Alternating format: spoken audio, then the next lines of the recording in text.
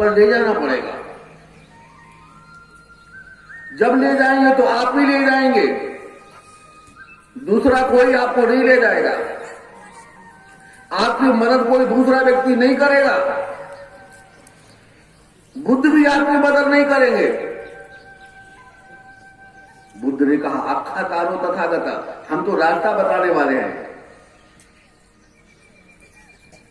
चलना तो आपको पड़ेगा। जब चलेंगे तो आप चलेंगे, आपके बदले कोई दूसरा नहीं चलेगा। और दूसरा चलेगा तो वो अपने लिए चलेगा, आपके लिए थोड़ी चलेगा। हर व्यक्ति अपने लिए चलता, अपने लिए कर्म करता है। अपने में इतनी मैत्री जागृत होती है तब जाकर वह दूसरों के लिए कार्य करता है। भिक्षु लोग आज दूसरों के लिए कार्य करके अपना कार्य करने के बाद में दूसरों का कार्य करते हैं। सभ्य सत्ता सुखी हो, सभी प्राणी सुखी हो, सबका मंगल हो। यह केवल बुद्ध की विचारधारा में है। सभ्य सत्ता सुखी हो, सभ्य हो तो क्षेम, सभ्य भद्राणि पश्यन्ति मा कंचित् दुःखम्, किसी को कोई दुख न हो, किसी को कोई कष्ट न हो, सब लोग सुखी बने। जो मैंने जाना है वो आप भी जान लें। चित्त में ऐसी भावना उत्पन्न होती है, आप क्यों नहीं उस बात को जानते हैं जो मैंने जाना है? आप भी उस बात को समझ लें। तो त्याग और निर्मल निर्दाग। निर्मल माने मल रहित, और दाग माने किसी प्रकार का कोई दाग नहीं है आपके शरीर में। मल रहित, दोष रहित, क्योंकि आपके अंदर भी विकार भरे हुए हैं। ये शरीर विकारों का है, 32 प्रकार की गंदगी भरी हुई है। केसा लोमा नखा दंत तचो अठ में हार भरे, अरे अनेक प्रकार की गंदगी इसके अंदर भरी हुई है। निर्मल नहीं है, मैला शरीर है। इसको मल रहित बनाया जा सकता है। हमारे उधर के प्रियदर्शी जी ने सुंदर आपको बताया बुद्ध की गंध कुटी।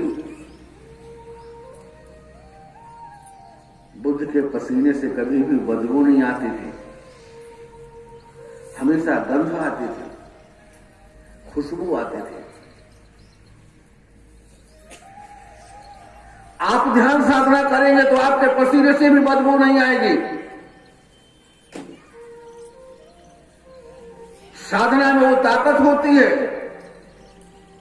साधना में वो शक्ति होती है। और राजा लोग चंदन की कुटी बनाते थे, इसलिए वो स्वयं सुगंध दिया करते थे। आपके शरीर में भी वह तत्व उत्पन्न हो सकते हैं, आप भी बुद्ध हो सकते हैं। बुद्ध ने कहा मैं बुद्ध हुआ हूं, ऐसा नहीं है, आपके अंदर भी बुद्धत्व है, आप भी बुद्ध हो सकते हैं, लेकिन होना चाहिए तब। आपके अंदर भी शील है, आपके अंदर भी दान पारमिता है, शील पारमिता है। जैसे मैं 10 पारमिताओं को पूर्ण करके बुद्ध हुआ, ऐसे आप भी पारमिताओं को पूर्ण करके बुद्ध बन सकते हैं। बुद्ध बनने की एक प्रक्रिया है, हर कोई बुद्ध बन सकता है, जो चाहे बुद्ध बन ले, लेकिन पारमिताओं को पूर्ण करना पड़ेगा। दानं शीलं च निखम्मं पय्या वीर्येन पंचमं खंति सच मदिष्ठानं मृत्यु पे खाचमं दसम। ये 10 पारमिताएं। आप दान देते हैं, यह बुद्ध पारमिता है। आप शील पालन करते हैं, यह बुद्ध पारमिता है। बुद्ध बनने की तरफ आप अग्रसर हो रहे हैं। एक जन्म नहीं, कई जन्म लगते हैं। कुछ उस जन्म में किए होंगे, कुछ इस जन्म में करेंगे, कुछ आगे जन्म में करेंगे। ऐसा मत सोचिएगा हमारा जन्म ही नहीं होता है। हर व्यक्ति का जन्म होता है, क्योंकि भगवान का सिद्धांत है बिना कारण के कभी कोई कार्य नहीं होता है। बीज होता है तभी वृक्ष होता है, और बीज नहीं है तो वृक्ष नहीं होगा। बुद्ध ने बुद्धत्व बनने के बाद कहा था, अनेक जात संसार संधा विसंग निर्विसंग गहकार गमे संतो दुखा जाति पुनः पुनः गहकार दिठोसी पुन के हन काशी भग्गा से भास्का भग्गा का कूटम विसन खतम विसन खार गतम चित्तम। ऐसा बुद्ध ने कहा था। अनेक जन्मों से मैं भटकता रहा संसार में बिना रुके, अनेक जाति संसार में। हे घर बनाने वाली तृष्णा, मैंने तुझे देख लिया, तेरी सारी कड़ियां नष्ट हो गई। नक्ष दाने पुनः भगवत, अब तेरा दोबारा जन्म नहीं होगा। बुद्ध ने कहा था ये बात, हम नहीं कह रहे हैं। अनेक जन्मों से भटकता रहा, तो अनेक जन्मों से भटकता रहा, भटकते भटकते भटकते भटकते इस मनुष्य योनि में आया, जहां हमको बुद्धत्व लाभ करने के लिए मिल गया। सारे कर्म आप मनुष्य योनि में ही कर सकते हैं, और कोई ऐसे खाने नहीं जिसमें आप कोई अच्छा कर्म कर सकते हो। मनुष्य योनि में ही सारे काम कर सकते हैं, ध्यान कर सकते हैं, साधना कर सकते हैं, मनन कर सकते हैं, दूसरे को उपदेश दे सकते हैं, स्वयं सुधर सकते हैं, दूसरे सुधार सकते हैं। सारा कुछ इसी में कर सकते हैं। ये करने के लिए मिला हुआ है, व्यर्थ भोगों को भोगने के लिए नहीं मिला हुआ है। भोग तो जानवर भी भोगते हैं। छाजन भोजन मैथुन कर्मा भय मोह निंद्रा ये पशु के धर्मा, ये तो जानवरों के कर्म हैं।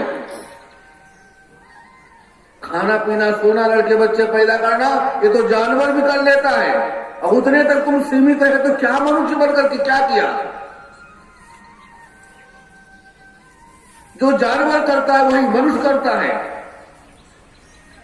वो भी खाता पीता सो जाता लड़के बच्चे पैदा करता है, मनुष्य भी खाता सो जाता लड़के बच्चे पैदा करता, तो क्या तुम्हारे उसमें फर्क हुआ। बुद्ध ने कहा ज्ञानी नराराम अधिको विशेषो, मनुष्य में ज्ञान भूमिका अधिक है, और ज्ञाने नहीं ना पशु के समान। यदि ज्ञान से हीन है मनुष्य तो वो भी पशु के समान है। यदि वो ज्ञान से हीन है तो जैसे पशु है वैसे वो भी है, जानवर के तरीके से कर्म करता है। मिला मनुष्य शरीर है, कर्म जानवर वाले कर रहा है। तो जब तुम कर्म जानवर वाले करोगे तो फिर मनुष्य वाले कर्म करके जो सुखी बनता है, कहां जाओगे तुम, कैसे सुखी बनोगे। जानवर के कर्म अलग हैं, मनुष्य के कर्म अलग हैं। हमको मनुष्य वाले कर्म करना है, शील सदाचार वाला कर्म करना है। कितने लोग पंचशील का पालन करते हैं। प्रथम सीढ़ी है ये। कितने लोग जो है पंचशील का पालन करते हैं, जानबूझ करके हिंसा न करते हो। रास्ते रास्ते जा रहे हैं, हिंसाएं हो रही हैं, लेकिन वह व्यक्ति जानबूझ के तो नहीं कर रहा है। कभी भी जानबूझ करके उसने हिंसा न किया हो, कभी भी जीवन में जानबूझ के हिंसा न किया हो।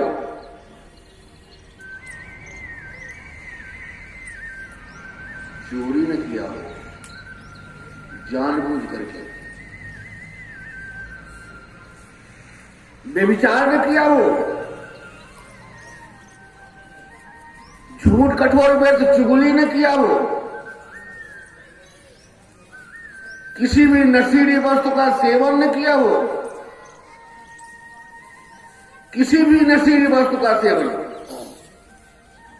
ये बीड़ी पीना, तंबाकू खाना, ये भी नशे में आता है। कितने लोग बैठे हैं जो पंचशील का पालन करते, एक भी टूटता नहीं है। कोई कहता हम तो पी लेते हैं, सुबह जाकर मंदिर में फिर जोड़ लेते हैं, टूट गया सील दोबारा फिर जोड़ दिया जाके, शाम को पी लिया और मंदिर में गए तो सुबह मंत्र जी से फिर सील ग्रहण कर लिया, फिर जोड़ लिया। कबीर ने कहा जुड़े गांठ पड़ जाए, जुड़ तो गया लेकिन बीच में गांठ तो पड़ गई, संस्कार तो बन गया। अकुशल संस्कार तुम्हारा अकुशल कर्म की तरफ प्रेरित करेगा। जैसा संस्कार आपने बना लिया वो उधर ही को बार बार प्रेरित करेगा, आपको ले जाएगा। हम लोग जब देहात हमारी बहनें या पुरुष कहीं रास्ते रास्ते जा रहे हैं और कोई भी देवी की मूर्ति दिखाई दे तो अनायास हाथ जोड़ते हैं। क्यों जोड़ते हैं? ये पूर्व के संस्कार लगे हुए हैं, आपका दोष नहीं है। ये संस्कार लगे हुए, वो संस्कार को प्रेम कर दिया, सामने आया और तुरंत हाथ उड़ गए।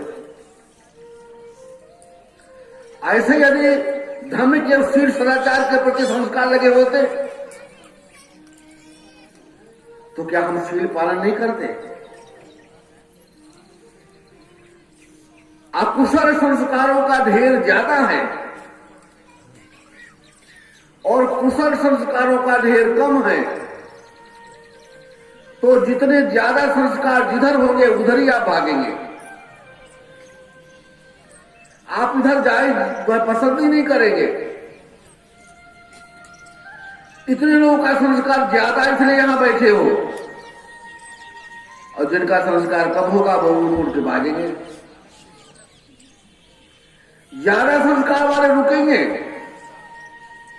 कम संस्कार वाले भाग जाएंगे। अब फिर थोड़ा सा संस्कार, अरे अब तो भागा ही, वहां नहीं भागना चाहिए था, हमको सुनना चाहिए। फिर संस्कार जागृत हुआ, क्योंकि जितना आपने सुना था उसी का संस्कार फिर जागृत हुआ और फिर तुरंत आप आ गए। ऐसा नहीं कि संस्कार कभी मरता हो। मन मरे न माया मरे, मरी मर जा शरीर, संस्कार कभी खत्म नहीं होता है। कभी भी संस्कार खत्म नहीं होता है। आप छोटे से बच्चे थे, आपके पिता सर्विस में थे, एक गाय सामने आ गई, आप नहीं जानते ये कौन से जानवर है। आपने अपने पिता से पूछा ये कौन सा जानवर है, पिता ने बता दिया ये गाय है। आपने उसका सारा रूप रंग, चार पैर, कान, मुंह जितना था सब संस्कार बन गया आपके अंदर, हाँ ये गाय है। फिर ऐसे क्षेत्र में आपके पिता का ट्रांसफर हो गया जहां गाय नहीं थी। आपका पिता रिटायर हुआ, मर गया, आप भी रिटायर होने के करीब में हैं, और अचानक एक दिन गाय सामने आती है तो अब आपको पूछना पड़ेगा क्या? अब आप किसी से पूछेंगे ये कौन सा जानवर है? नहीं ना, क्योंकि वह संस्कार जो पिता से आपने पूछा था बचपन में, वह संस्कार आपके अंदर है, तो तुरंत संस्कार जागृत हुआ। अरे इसको मैंने 50 साल पहले देखा था, ये तो गाय है। तो इसलिए संस्कार कभी खत्म नहीं होता है,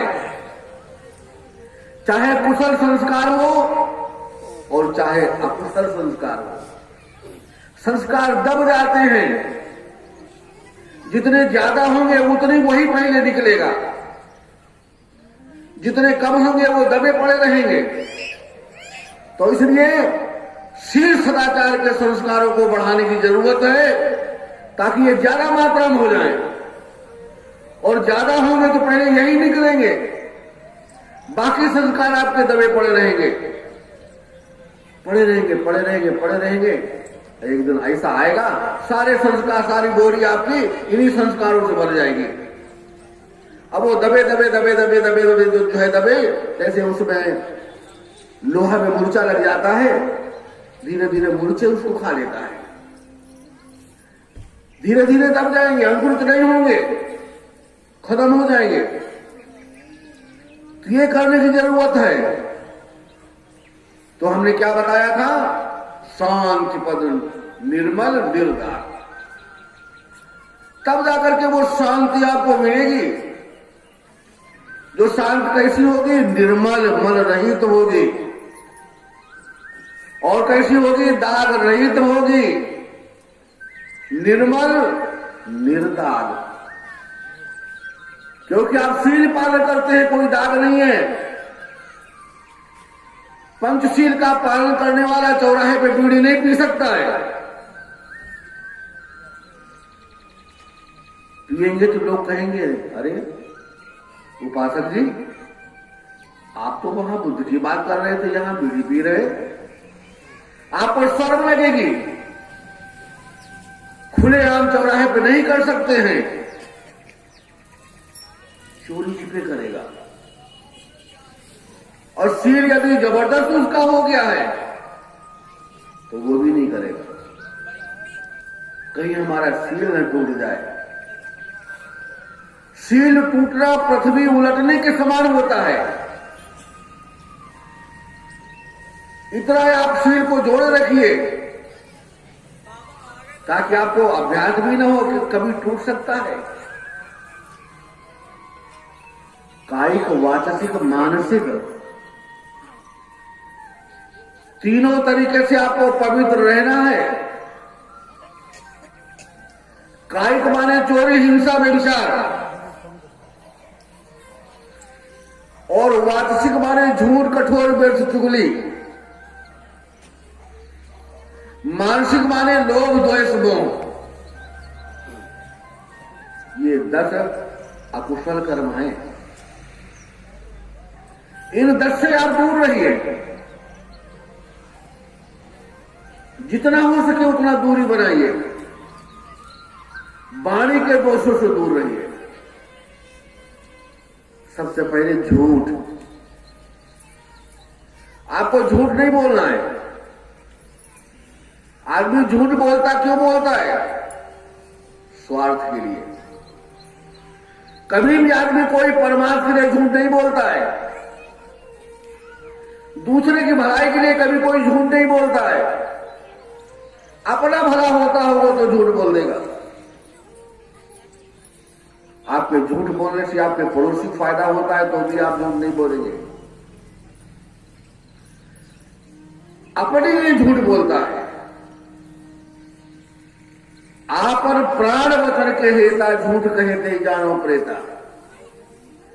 अपने प्राण बचने के लिए जो मनुष्य झूठ कहता है वो मनुष्य नहीं होता है। और पर के प्राण झूठ कही बातें झूठ नहीं वो जानो साथे। यदि दूसरे के प्राण झूठ कहने से बच जाते हैं तो झूठ नहीं वो सत्य होता है। भगवान ने कहा कभी कभी झूठ भी बोल देना चाहिए। देखो भगवान का यही मध्यम मार्ग था। एक तरफ भगवान कहते हैं झूठ नहीं बोलना है और एक तरफ कहते हैं झूठ बोल देना चाहिए। इधर से एक हिरन जा रहा है और बहेलिया पीछे पीछे लगा हुआ मारने के लिए, और आप शील सदाचार का पालन करने वाले हैं। आपके सामने से निकला हुआ है। आपसे उसने पूछा, भाई साहब आपने इधर से हिरन जाते देखा है? तो आप क्या बताएंगे, सही बोलेंगे या झूठ? और यदि सही बोलेंगे तो उसका प्राण जाएगा, हिंसा हो जाएगी।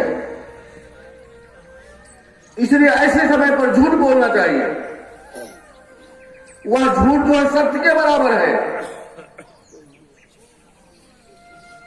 भगवान के शिष्य आनंद थे, आप सबको मालूम है। आनंद ने भगवान से पूछा, भगवान महिलाओं को कैसे देखना चाहिए? भगवान ने कहा महिलाओं को देखना नहीं चाहिए,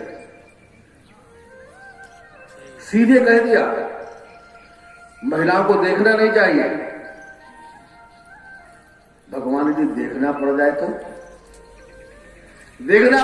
फिर बात नहीं करना चाहिए। भगवान कभी बात करना पड़ जाए तो,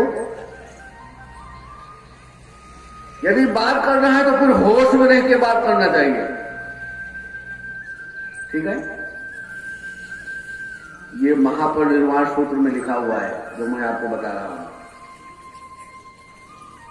पहले तो देखना नहीं चाहिए, फिर बात नहीं करना चाहिए, और बात करना पड़े तो फिर होश में रह के बात करना चाहिए। ऐसा भगवान ने जो है बता दिया। दो भिक्षु गए थे भिक्षा मांगने नदी के उस तरफ,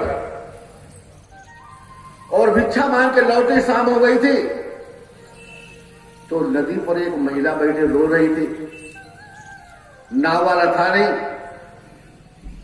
तो उसने कहा बंदी जी आप अपने कंधे पर बैठा के मुझे नदी के उस तरफ कर दीजिए। एक नहीं, हम ऐसा नहीं करेंगे। भगवान ने कहा था महिलाओं को देखना नहीं चाहिए, महिलाओं से बात नहीं करना चाहिए, महिलाओं से बात करें तो होश में रह के बात करना चाहिए, हम तो नहीं बैठाएंगे। दूसरे बंदे ने कहा अच्छा ठीक है बहन, तुम हमारे कंधे पर बैठ जाओ, मैं तो उतार देता हूं। दूसरे ने अपने कंधे पर बैठाया और नदी के इस तरफ उस तरफ से इस तरफ उतार दिया, वो चली गई, ये चला आया। दूसरे ने जाकर के भगवान से शिकायत किया, भगवान आपने कहा था महिलाओं को देखना नहीं चाहिए और उनसे बात नहीं करना चाहिए, बात करना चाहिए तो होश में रह के बात करना चाहिए। आज एक भिक्षु ने एक महिला को कंधे पर बैठाया है, भगवान इसको ब्रह्मदंड देना चाहिए। उस समय ब्रह्मदंड सबसे बड़ा दंड था बुद्ध के समय, सबसे बड़ा दंड था ब्रह्मदंड बुद्ध का।